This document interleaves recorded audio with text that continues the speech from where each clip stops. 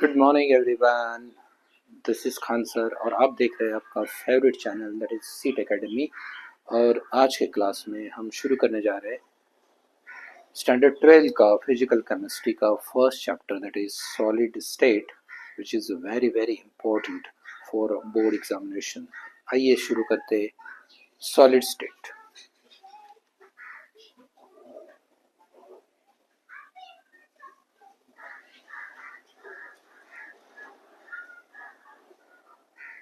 Solid state में सबसे पहले हम पढ़ने जा रहे हैं classification of solid.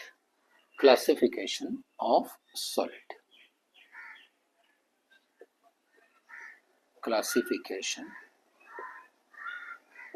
of solid. So first of all, we begin the classification of solid. हम फोकस करेंगे कि सॉलिड होता क्या है, सॉलिड लिक्विड और गैस में क्या डिफरेंस है। ये हमने पढ़ा था ऑलरेडी, 9th 10th में हमने ऑलरेडी पढ़ चुका है। That is the difference between solid, liquid and gas.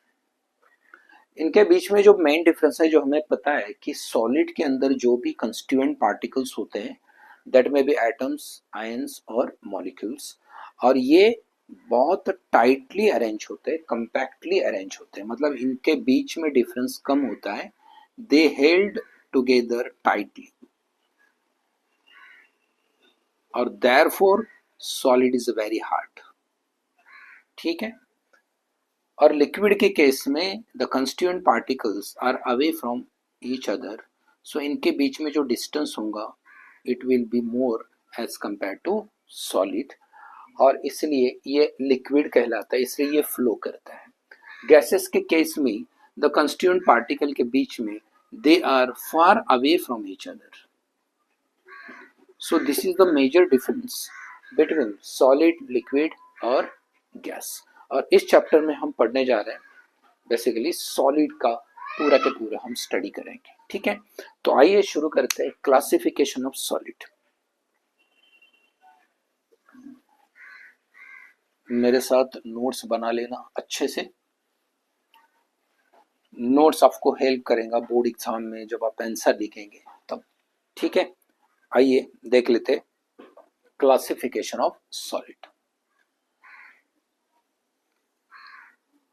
तो सॉलिड के मेजर दो टाइप होते हैं, that is crystalline solid, crystalline solid,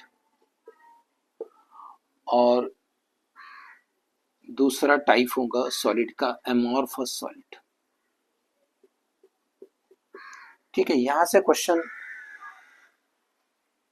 number of times आ चुका है बोर्ड एग्जाम में कि distinguish between crystalline solid and amorphous solid. देखो, इसमें डिफरेंस, मेजर डिफरेंस तो ये होता है कि क्रिस्टलाइन सॉलिड के अंदर जो पार्टिकल्स होते हैं सॉलिड के अंदर, it may be atoms, ions और मॉलिक्यूल्स, और they are arranged in regular manner. इनके बीच में रेगुलर अरेंजमेंट होगा पार्टिकल्स का, regular arrangement of constituent particles.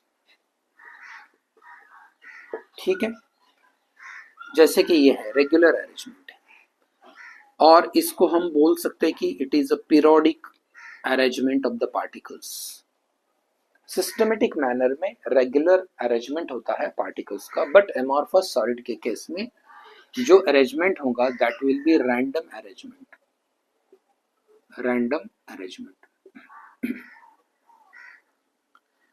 Random arrangement of constituent particles. तो ये अरेंजमेंट इस प्रकार से कुछ होगा, जैसे कि ये इस प्रकार से।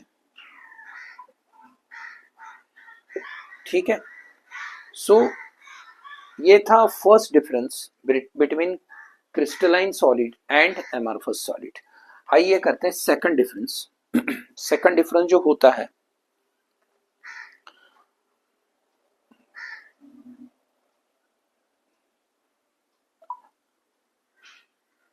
इसका जो रेगुलर अरेंजमेंट होता है ये लॉन्ग टर्म होगा, लॉन्ग टर्म रेगुलर अरेंजमेंट, मतलब इस प्रकार से जो अरेंजमेंट होगा, systematic arrangement of the particle, ये होगा लॉन्ग टर्म तक, मतलब बहुत बड़ा चेन होगा। और यहाँ पर जो अरेंजमेंट होगा that will be short term arrangement. Short term arrangement मतलब इधर रेगुलर अरेंजमेंट है फिर डिस्टर्ब हो गया फिर रेगुलर अरेंजमेंट, इस प्रकार से जो होगा एमॉर्फस सॉलिड के अंदर शॉर्ट टर्म अरेंजमेंट होगा, ऑर्डर ऑफ पार्टिकल्स होगा। अब देखो यहाँ पे जो क्रिस्टलाइन सॉलिड के अंदर जो भी मेल्टिंग पॉइंट होता है it will B sharp melting point. मतलब जैसे कि एक पार्टिकुलर स्टेज में मान लो 36 डिग्री सेल्सियस है तो ये sharp 36 degree Celsius melting point होगा, ठीक है। और यहाँ पे जो हमें मेल्टिंग पॉइंट मिलेगा ये एक पर्टिकुलर रेंज में मिलेगा, रेंज ऑफ मेल्टिंग पॉइंट। जैसे कि एमॉर्फस सॉलिड के अंदर जो मेल्टिंग पॉइंट हमें मिल सकता है जैसे 30 टू 40 डिग्री सेल्सियस के बीच में मिलेगा, मतलब ये एक फिक्स या तो शार्प मेल्टिंग पॉइंट नहीं हो सकता। फोर्थ प्रॉपर्टीज है, फोर्थ डिफरेंस जो इनके बीच में होगा क्रिस्टलाइन सॉलिड और एमॉर्फस सॉलिड के बीच में, जैसे कि यहाँ पर जो होता है,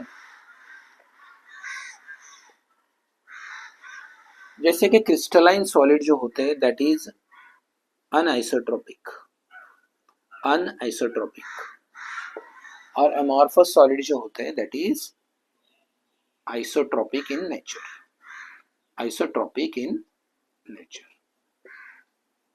आइए देख लेते हैं इसका जो मीनिंग क्या होता है। Anisotropic, iso means same, tropic means properties.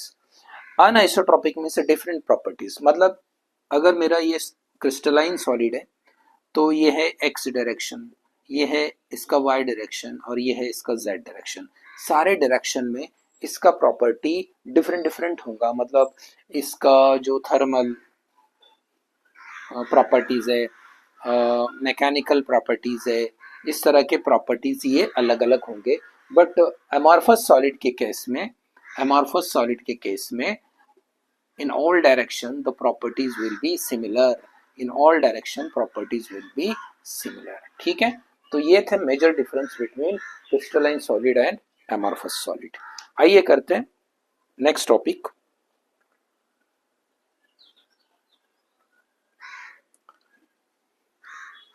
अब हम पढ़ेंगे classification of solid on the basis of structure of crystal.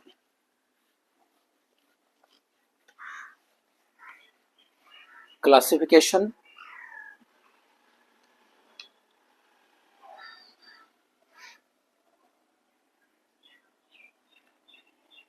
classification classification of solid on the basis of crystal structure, crystal structure, ठीक है।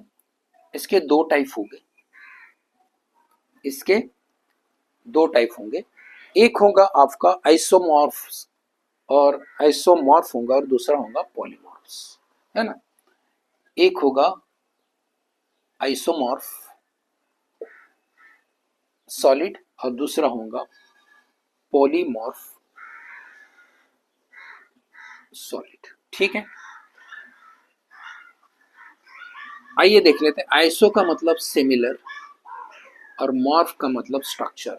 अगर मेरे पास मान लो मेरे पास है कैल्शियम कार्बोनेट और मेरे पास और एक कंपाउंड है दैट इज सोडियम नाइट्रेट, और इन दोनों को अगर मैं क्रिस्टलाइज करता हूँ तो यहाँ पे जो मुझे क्रिस्टल स्ट्रक्चर मिलेगा, अगर दोनों कंपाउंड का अगर क्रिस्टल स्ट्रक्चर सिमिलर होगा then these two compounds are said to be as a isomorphs and the phenomena is known as isomorphism,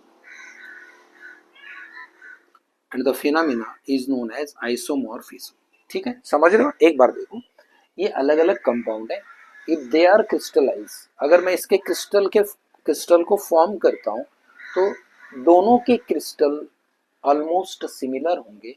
अगर ये कंडीशन होता है तो इन दोनों कंपाउंड को हम बोलेंगे they are isomorph of each other because both of the compounds having the same crystal structure and this phenomena is known as isomorphism.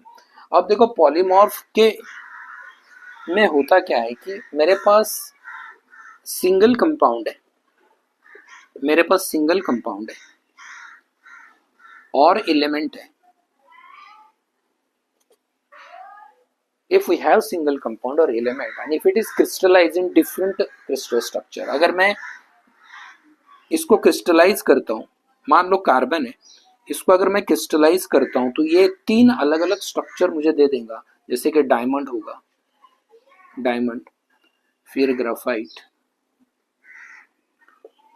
Diamond होगा, ग्राफाइट होगा, फिर फुलेरिन होगा, लाइक दैट। तो ये तीनों का जो है प्रॉपर्टीज अलग अलग होगा, इनके क्रिस्टल अलग अलग होंगे, ठीक है। तो इस प्रकार से एक कंपाउंड मुझे अलग अलग क्रिस्टल के फॉर्म देगा, मतलब ये तीनों क्रिस्टल्स जो बन रहे ये एक ही कंपाउंड से बन रहे, therefore they are called as polymorphs and they are known, the phenomena is known as polymorphism, polymorphism, clear. So isomorphism and polymorphism हमने अच्छे से पढ़ लिया। तो इस प्रकार से ये था classification of solid, basic classification. और भी हमारे टाइप्स ऑफ सॉलिड हम देखेंगे हमारे नेक्स्ट लेक्चर में, तो देखते रहिए सीट एकेडमी।